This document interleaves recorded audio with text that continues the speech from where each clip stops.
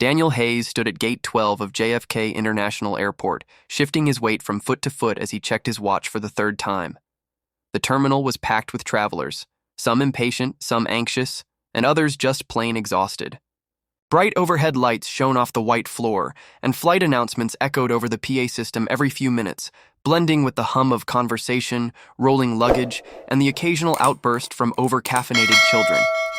Beside him, his daughter Sophie spun in slow circles, her oversized pink backpack bouncing behind her with every turn. She held a worn stuffed dinosaur named Benny tightly under one arm, and her small sneakers made gentle tapping noises on the polished floor. "Daddy," Sophie asked, looking up at him with curious blue eyes. "Are we flying in the front again?" Daniel smiled, a tired but loving smile. The kind of smile only a single parent could wear with pride, equal parts weary and grateful. "Yes, Peanut. We've got the big comfy seats this time." Sophie grinned and skipped a little, making a game out of hopping between the tiles on the floor. "Yay! I'm going to drink apple juice and watch all the movies." Daniel nodded. "You earned it, kiddo. That root canal was no joke." She looked up with pride. "I didn't even cry." "Not once," he said, patting her head. In truth, the first-class seats were a splurge. Daniel wasn't the kind of guy who flew up front. As a full-time carpenter and part-time dad, though the second part had become full-time after Emily died, he didn't have room in his budget for luxury. But this vacation, their first real one together since Emily passed, felt important. San Diego was waiting. Beaches, sunshine, and no alarm clocks. Just a dad and his little girl, trying to breathe again after too much grief and too many responsibilities. The gate agent called out that boarding would begin shortly, starting with first class. "Guess that's us," Daniel said. He reached for their boarding passes, taking Sophie's hand gently as they moved toward the gate. And then they heard it. A loud, piercing baby wail sliced through the ambient airport, noise like a siren. Heads turned. A few groans followed. Somewhere behind them, someone muttered, "Oh, great. That poor kid's gonna cry the whole flight." Daniel glanced back and Sophie looked too. A young woman stood just a few feet behind them, awkwardly juggling a flailing baby in her arms while trying to pick up the contents of a spilled diaper bag with her foot. Her shoulder-length brown hair was sticking to her forehead. Her face was flushed and she looked overwhelmed, on the edge of tears herself. Bottles rolled across the floor. A pack of wipes had burst open, and a tiny blue onesie was dangling off the side of her overstuffed carry-on. The baby screamed louder, squirming, red-faced, fists flailing. Nobody moved to help her. People shifted away from the sound, eyes rolling, brows furrowed. No one wanted to be near her on the plane. No one wanted to deal with the crying. Everyone had headphones, their own stress, their own bubble. But Daniel didn't look away. He saw something in her face, something familiar. Fear, not of flying, but of breaking down in front of strangers, of being judged, of failing. He had seen it in his own bathroom mirror too many times when Sophie was younger and Emily was gone, and he had no idea how to be both mother and father. Sophie tugged his hand. "Daddy, the baby's crying." "I know," he said softly. Without thinking, Daniel walked over. Sophie followed close behind. "Hey," he said gently to the woman. "You okay?" The woman looked up, startled, and blinked fast, trying to compose herself. I'm sorry," she said, her voice shaky. "It's his ears. He's never flown before, and I haven't slept, and he's been teething, and I'm sorry, I'm so sorry." She knelt to scoop up a pacifier that had bounced under a chair, bouncing the baby on her hip. Her voice cracked. Daniel bent down and helped pick up the wipes and the onesie. "Don't apologize," he said calmly. "It's okay." She looked, like she didn't believe him.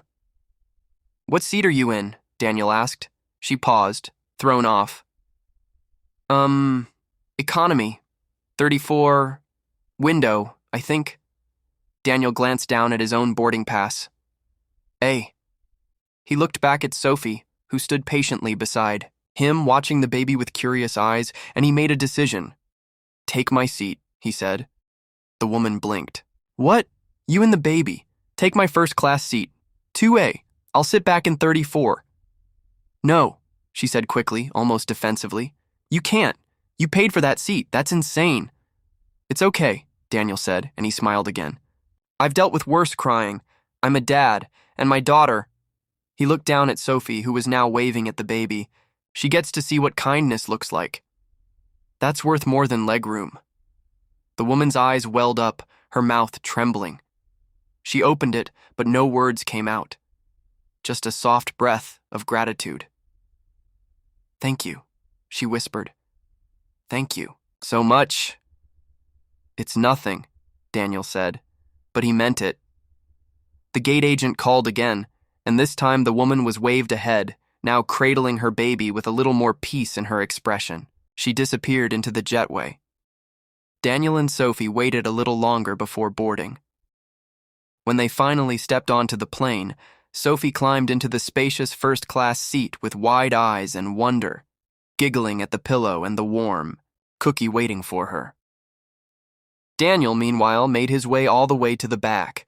Row 34 was cramped and noisy. His seat didn't recline.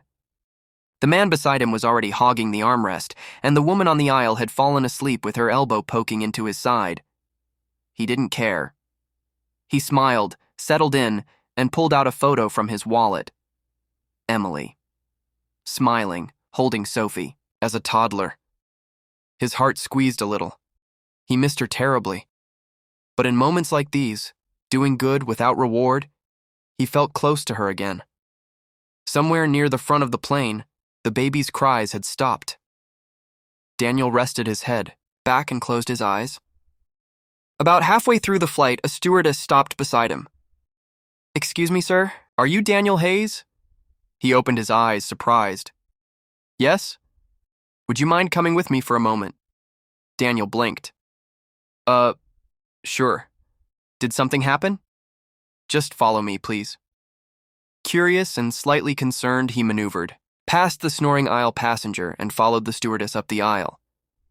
As they approached first class, he braced himself. Was there a problem? Was the baby okay?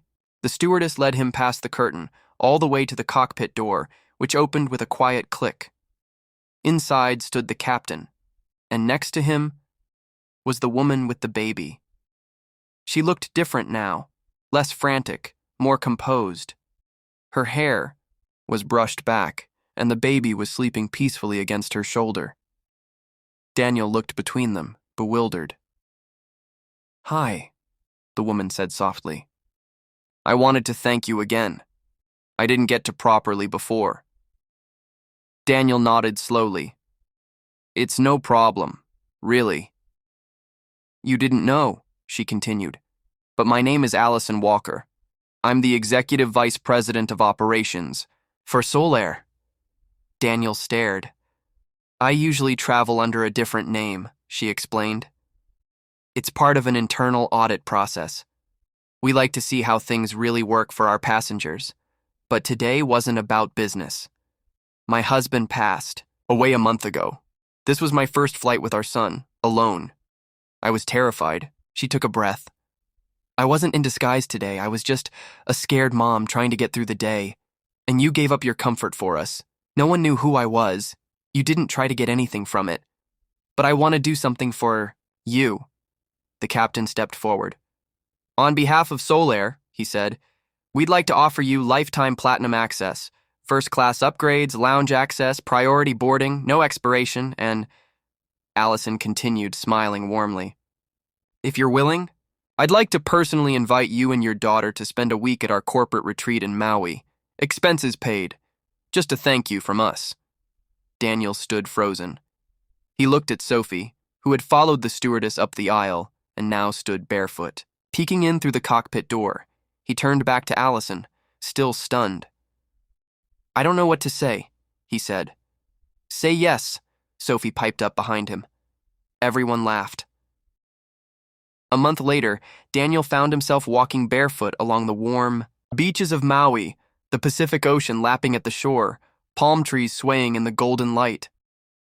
Sophie ran ahead, chasing a hermit crab near the tide. Allison strolled beside him, her baby now happily babbling in a sun-hat stroller. They'd kept in touch. What started as gratitude had become friendship. Real friendship. Daniel looked out at the water and shook his head. I still can't believe this happened. You gave up a seat, Allison said, smiling. But really, you opened a door. She paused. Solaire is expanding. We're designing new VIP lounges. We're looking for someone with real-world sense, someone who can build trust, and maybe a few walls too. What do you say? Want to be part of it? Daniel looked down at his calloused hands, then at Sophie, laughing in the sand, then back at Allison. I'm in. 1 year later, a ribbon was stretched across the front of Solaire's brand new First Family Lounge in Los Angeles. Daniel cut it with gold scissors, Sophie at his side. The plaque read, Designed by Daniel Hayes in honor of everyday kindness. Cameras flashed. Allison clapped from the sidelines, holding her son, and Daniel smiled. Sometimes giving up your seat means giving up comfort. But sometimes it gives you a whole new life.